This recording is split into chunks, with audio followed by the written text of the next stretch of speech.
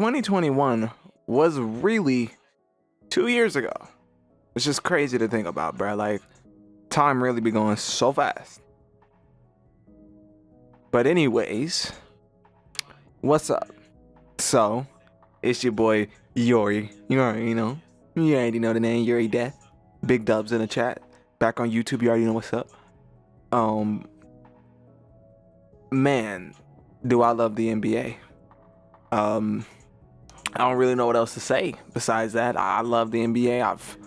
I didn't watch it my whole entire life. I didn't watch sports growing up, but I started watching it around 2016, 2014. Sometime around then, I started getting introduced to it. Man, I've fallen in love with it. I watch it. I play the games. You feel me? I love basketball, but man, I was not expecting this NBA trade deadline to be so crazy, man. I genuinely thought that we was maybe gonna get a few more trades after the Kyrie trade, and that was it. Like, I didn't think we was gonna get nothing significant. But the whole entire league has damn near shifted with what's happened in this last day. So it's just like, I had to say something about it because I may not be an NBA YouTube channel, but shit, who says I can't be? You feel me? So that's what I'm gonna do. But I'm just impressed and I'm happy because I really wanted this season to be crazy, because this is the season that I'm trying to watch the most of. You know, I don't usually watch enough basketball games every season, but this time around, I actually really want to watch it and get deep into the game so I can see, like, okay, well, this player may actually make a difference here. You know, like that type of stuff, the small little things, you know, the stuff that coaches be noticing. So anyways, I got a set of teams here that I just want to talk about, look at some rosters, and just talk about where I think they're headed, really. That's about it. So, on to the first team that we got. We got the Brooklyn Nets. Let me set up for this one because this roster is something else. We got Ben Simmons, Edmund Sumner, Patty Mills, Drew Smith, Spencer Dinwiddie, Cam Thomas, Seth Curry, David Duke Jr., Mikal Bridges, Royce O'Neal, Joe Harris, Dorian Finney-Smith, Cameron Johnson, Yuta Watanabe, Nicholas Claxton, and Day'Ron Sharpe. Not a great roster, but as I'm starting to look at it, it looks a little bit better than I thought. Like, Ben Simmons running everything may not be the worst, because now that I'm looking at it, this is a pretty good shooting team. And I wanted to kind of cap, but no, this is low-key a good shooting team. Like, let this team get on fire, and defensively, this team's gonna be cold. Like, you feel me? Trading Kevin Durant and Kyrie, it does to a certain extent make you lose that star power, but we all know that they didn't have the greatest defense. So Dorian Finney-Smith, Nicholas Claxton, Ben Simmons, Mikal Bridges, and I mean, Spencer Dinwiddie isn't a great defender, but even Spencer Dinwiddie, that's a pretty solid defensive lineup. I'm not sure if there's too many teams that are going to be able to just run through that, just being honest. But honestly, man, all I can think this team should do is I say they give it 1 year. If Ben Simmons can really show this team anything worth anything, because we all know they're never going to be able to trade him. It's not happening anymore. Like, it's not happening. Nobody wants Ben Simmons. People took Russell Westbrook before they took Ben Simmons. Nobody ever thought that was going to be the case in 2023. So I'm just hoping that this team can finally just build something and stop trying to trade for star power. Because when you really think about it, if they would have just kept everybody with D'Lo, they might be in a different situation right now with some extra pieces. I mean, look, just to be fair, let's say imagine they keep D'Lo, they run that team back, and then a few seasons later, they get Ben Simmons, Spencer Dinwiddie, Mikal Bridges, Royce O'Neal, and Dorian Finney-Smith anyways with D'Lo, and he didn't actually get, you know, hindered and thrown back into a second role again. He got to be the primary ball handler. I'm just saying that could have been way better than anything that happened with KD, Kyrie, or Harden. So You feel me? The Nets definitely took a fat ass L just in the last half a decade. Like, it's just crazy to see that in the last half a decade, you can really tell how sorry an organization is. Like, these niggas are a sorry ass organization, bro. But yeah, that's really all I gotta say about them. I still wish everybody on the team the best of luck, though. And I really think Dorian Finney-Smith is going to surprise a lot of people. Like, I think that everybody's looking at Mikal Bridges and they're going to be like, oh yeah, Mikal Bridges is on the team. He's really going to help things out with Ben Simmons. But I think it's going to be Dorian. And I think Dorian Finney-Smith and Ben Simmons on the same court together is going to be lethal. Now, the spacing is a different conversation, but they have Seth Curry and Spencer Dinwiddie and Joe Harris and Mikal Bridges. So you get what I'm getting at, but let's go on to the next team. The team I have been waiting to do something. Waiting to see do something. The Dallas Mavericks, baby. What can I say, bro? I'm hype, bro. I'm so ridiculously hype. Kyrie is a Maverick with Luka Doncic, bruh. Like, y'all are gonna call me crazy, but we quite literally have the team that LeBron wishes he had when he had Kyrie. Because if you're gonna tell me that Luka can't be great with Kyrie because they're too ball dominant, Kyrie should have never worked with LeBron. That's all I gotta say. So, and I think that Luka's actually more unselfish than Bron. So, you feel me? I mean, of course, that really comes down to preference, but that's just what I think. Anyways, what can I say? Let me get to the roster. Luka Doncic, Kyrie Irving, Frank Ntilikina, McKinley Wright the fourth. For shooting guards, we got Josh Green, Jaden Hardy, Theo Pinson, and AJ Lawson. Small forward, Tim Hardaway, Reggie Bullock. Power forward, Christian Wood and Davis Bertans with Markieff Morris on top of that. And for center, we got Dwight Powell, Maxi Kleber, JaVale McGee, and Chris Silva. Bro, this team is going to be underrated because I know the first thing everybody's going to say is, oh, well, they lost Kyrie, or no, they lost Spencer, and they lost Dorian Finney-Smith. How can they possibly be good defensively if they don't have Dorian Finney-Smith anymore? Okay, guys, let's be realistic here. Luka is not that bad at defense, but when he's out there with the highest usage rate of all time, yeah, I bet he can't play defense. I probably wouldn't be able to play defense either. So I don't think that's really what it is. With Kyrie coming into this team and like even in the first game that he played with them, they just look like they work. Like the team has the right amount of shooters. The team has the right amount of movement. This system that we have in the Mavericks with Tim Hardaway, Dwight Powell, Maxi Kleber, Luka, and I mean even Josh Green and Frank Ntilikina, these have been our core players for years now. And I was literally saying this not too long ago, but this core that we have is special. We have broken records multiple times. We have broken many records. So adding somebody like Kyrie Irving who can go out there and make a point. I don't understand how people can look at this trade and tell me that the Mavericks did not get better and make all of the right moves. Anybody who said that we should have signed Jalen Brunson was wrong. Straight up wrong. Jalen Brunson would have been the one thing that set us to doom, because then we would have had no way to get off of that contract, not with the pieces that we would have needed to win. But now, with how things ended up going, Kyrie's on our team, and I'm just excited, dude. Like, you know, we're gonna have to do some adjusting and stuff, but seriously, is Spencer Dinwiddie really that different from a washed Kyrie? It's like, I could see Kyrie playing like Spencer Dinwiddie when he's more washed, because he'll still probably be putting up 30, shooting deep threes and stuff like that. Like, I don't see any reason why Kyrie would stop doing that in his older age.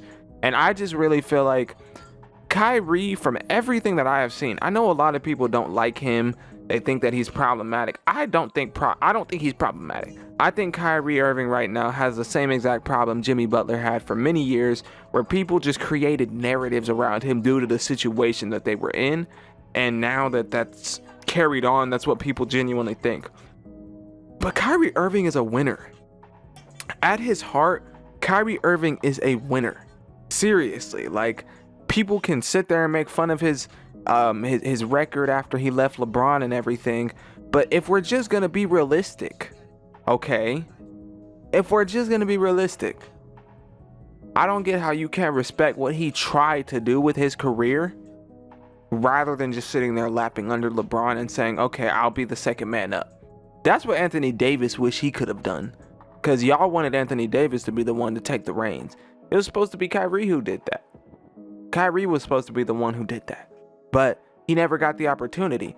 And then when he went to the Celtics, how was he supposed to know that Jason Tatum and Jaylen Brown were going to be so good? Not even the Celtics, I think, thought they were going to be that good together. You feel me? There's just so many things that I think that have happened, and I think Brooklyn, for the most part, you can put most of that on Kyrie, except for COVID. Mostly everything else you can put on him, though. Outside of that, I really think that he's just gotten bad rep, and I think that this season, unless things end up going really, really wrong, which I highly doubt, because it just seems that Luka, who is also a notorious winner, by the way, I think that it's going to work amazingly, and I'm so excited to see them in the playoffs. This is going to be one of the most clutch teams ever. I can't wait to play this team in 2K, bro. All right, so next we got the Golden State Warriors. Now, for this lineup, we got point guards Stephen Curry, Jordan Poole, and Ty Jerome. Shooting guards Klay Thompson, Dante DiVincenzo, Moses Moody, and Ryan Rollins. For small forward, we got Andrew Wiggins and Anthony Lamb. Andre Iguodala, Kendrick Knox, and Patrick Baldwin Jr. For power forward, we got Draymond Green, Jonathan Kuminga, and JaMychal Green. And then for center, we got Kevon Looney. So I don't really got much else to say about this team. My bad. I don't really got much to say about this team. If I'm just being honest, like, I really just wanted to comment more on the fact that they didn't really make a big trade besides Kevin Knox the second. Like, I cannot believe that they actually traded for Kevin Knox. I don't know if it's just me. Maybe James Wiseman really was that bad. But to trade James Wiseman for Kevin Knox, I mean, dude, I just hope that he does something. But I mean, to be fair, James Wiseman wasn't even really playing. So, I don't know. I just kind of expected them to do something bigger. I expected something big, but just didn't happen. So, I just really wonder if they're that confident. And I guess I don't even know what to really think about them, because I can't tell if they're going to be good or not. Like, are they going to end up making the playoffs and being a championship level team by the time the season is done? Or are they going to end up making the play-in and have to struggle and work a little bit harder and then they run through everything? Or maybe they just lose. I don't know. But I'm just interested to see what happens with them. Next, we got the Los Angeles Lakers, baby. They're finally back in contention, and I don't care what you try to tell me. For point guard, we got D'Angelo Russell, Dennis Schroeder, Scottie Pippen Jr. For shooting guard, we got Malik Beasley, Austin Reeves, Lonnie Walker IV, and Devon Reed, and Max Christie. Excuse me. For small forward, we got LeBron James, Jared Vanderbilt, Troy Brown Jr. For power forward, we got Rui Hachimura and Wenyen Gabriel, and Cole. What is this nigga's name? I can't read it. And then for center, we got Anthony Davis. So the first thing I will say is this bench is ass for the most part. Scottie Pippen Jr. is not getting play time. Austin Reeves is going to fall off by the time the playoffs come around. Who is Devon Reed? Why is Max Christie getting minutes? Who is Troy Brown Jr.? Why are we still playing him? Cole Swider. Wenyen Gabriel's going to fall off in the playoffs. Like, there's just a lot of players on this team that I'm just like, man, I wish they could have got rid of before the trade deadline was over, but I can understand how you wouldn't be able to. So, you know, maybe they'll end up doing something later on. But the D'Angelo Russell pickup was just great. I wasn't expecting it. I thought that they were honestly done for after missing out on Kyrie, but I completely forgot that D'Angelo Russell wanted to leave. So I think it makes sense, and I think it's going to work very, very good.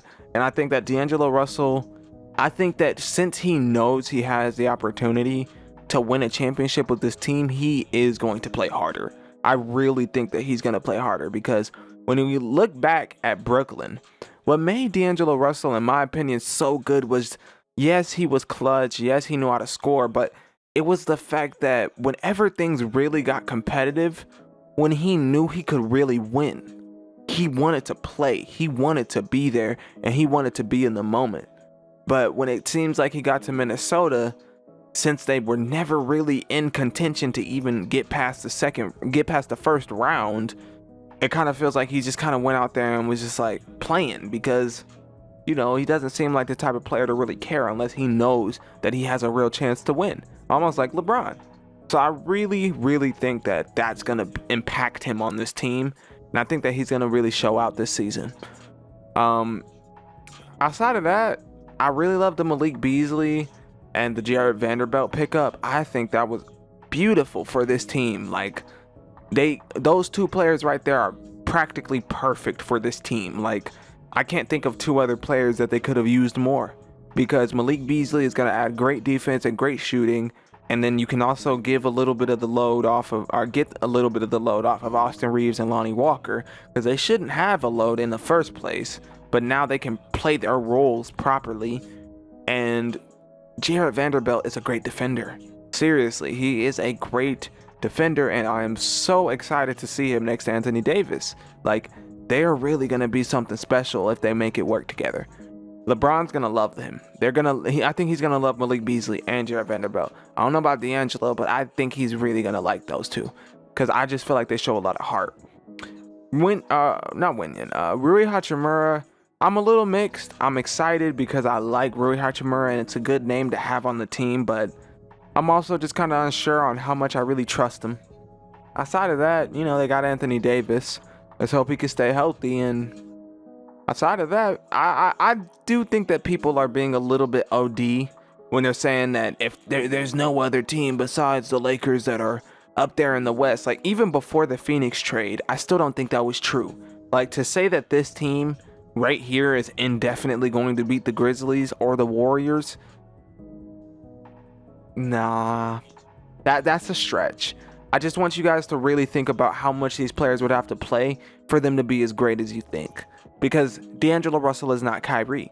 So if it was Kyrie, I would say off rip they are in contention status. But with where they're at right now, I'm still going to have to see more. But that's where I stand with the Lakers. And finally, but not least, we got these damn Phoenix Suns, man.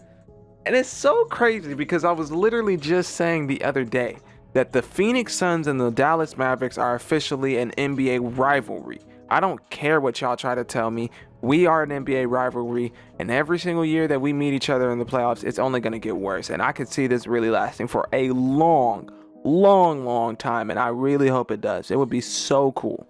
It would be my first time ever seeing a real rivalry, because I came at the end of Cavs versus Warriors. So I really hope, because they got Kevin Durant, we got Kyrie Irving. Like, really? Like, what are the odds of that? Like, we are rivals, and I'm so excited to see that. I'm so excited. The playoffs are gonna be crazy. They're going to be so crazy. But anyways, let me get on to the roster. Point guard, Chris Paul, Cameron Payne, and Saban Lee. For shooting guard, we got Devin Booker, Landry Shamet, Damian Lee, and Josh Okogie. For small forward, we got Kevin Durant, Torrey Craig, and TJ Warren, and Ish Allwright, I think. Can't tell. I don't know. Power forward, we got Darius Baisley, and for center, we got DeAndre Ayton, Jock Landale, and Bismack Biyombo. Bro, I wasn't expecting this to happen. I deadass thought that maybe you know, maybe Kevin Durant would actually stay. But I was not expecting him to go to the Suns, and I was not expecting the Suns to give him up for that cheap of a price. I mean, for the Nets to give him up for that cheap. Like, when I really look back at that Rudy Gobert trade, man, they fucked up. Like, cause I wanted to try and say they didn't, but nah, y'all definitely messed up, bro. Because Rudy Gobert is just not worth all that. Seriously, like we all just knew it, but Rudy Gobert is just not worth all of that, dog. Like, he's just not. So I'm excited to see what this team is gonna be like. I'm a little worried for them because the center and the power forward position are going to be so suspect. Like, I mean, of course you can just throw KD at the power forward spot, but it's just like, you know, a lineup of Chris Paul, Devin Booker, TJ Warren, Kevin Durant, and DeAndre Ayton. That's good, but you feel me, like, defensively, after you take those two out, let's just say TJ Warren is getting cooked that night, who's going to come in and stop somebody? That's really my thing with this team. Like, this team has a lot of good names. I love Landry Shamet off the bench. I love Cameron Payne off the bench. I even like Josh Okogie and Damian Lee. They're not probably going to get minutes, but if Landry Shamet or somebody else were to ever get injured and we needed, or not we, definitely not we, they needed good play, then I could definitely see those two, with the fact that Kevin Durant is on the team, trying to go out there and show out to get some real minutes. I think this team is going to be a team fighting for minutes. Torrey Craig is a solid defender, so I mean, that's one. But, you know, then after that, Darius Bazley. I mean, Landry Shamet's really just okay on defense sometimes. He's not very fast. You know, this team definitely has some issues when it comes to depth. So I don't really know what they're going to do about that. But either way, I mean, you have Chris Paul, Devin Booker, and Kevin Durant with DeAndre Ayton. You feel me? Like, a lot of people are going to forget that part because they're going to be like, that's a great big three. But nah, it's not really the big three. It's the Fantastic Four, nigga. It really is. It's the Fantastic Four. And with what we're dealing with in the West right now, on the Lakers, we basically got, I don't know, Team 7. Yeah, we got Team 7 on the Lakers. And then, over here in freaking, on the Suns, we got the Fantastic Four. And shit, on the Mavericks, we got Spider-Man and Daredevil. Like, it's gonna be a crazy season, bro. But I'm so happy it went this way. But yeah, I mean, I think that this, I guess, to overall wrap this video up, so I guess that it has more of a point, because all I did is just ramble on about teams and what they did. I think the Brooklyn Nets are going to fall, obviously, off of their seed. They'll probably end up falling out of the playoffs. I don't think they'll make the playoffs. The Mavericks, they're not the favorites over the Nuggets. But I'm being I don't know if I'm biased, but look, bro, we made it to the Western Conference Finals last year without Kyrie. So I'm just saying, I really think that if we're not top 2, top 3, we're at least top 5 in the West when it comes to, shoot, we might even be top 4, but I'll leave it alone. For the Warriors, like, I think they're my wild card. I'll put them as my wild card. I don't have no say. For the Lakers, I genuinely don't know if I see them making it past the second round. And that's the only way I could see them making it past the second round, is if by the end of the year, they end up at the very, very top of the conference. And I don't even mean in the sense of like, oh, they end up getting the 2nd seed or the 3rd seed. Like, you don't necessarily have to do that. I mean, they could end up being the 6th seed or the 7th seed. But then for, let's say, the last 20 games of the season, that finally starts clicking and they look like, you know, that well-oiled machine that LeBron can make a team look like when they start playing good. If we can see that, it might be a problem for the league. But outside of that, I don't know if I really see them making it past the second round. I really think these teams that they're going against are tough. And the Phoenix Suns, they went from like definitely not in contention to being like top two. I'm gonna be honest, they're definitely number 2 after the Nuggets. I can't even front, because they just have the best chance of making it to the playoffs or making it to the finals. Like, this team's crazy, bro, honestly. But I appreciate you for watching. You know, I just rambled on and talked and stuff, but you know, I want to start being more consistent, making more content and stuff like that. I make music. My name is Yuri Death. I love doing editing. I love doing writing. I love doing everything. I love everything, seriously. Like, there's something that you're interested in, I'm probably interested in it too. So if you feel like you connect with me in any type of way or form, I'd really appreciate it if you supported me.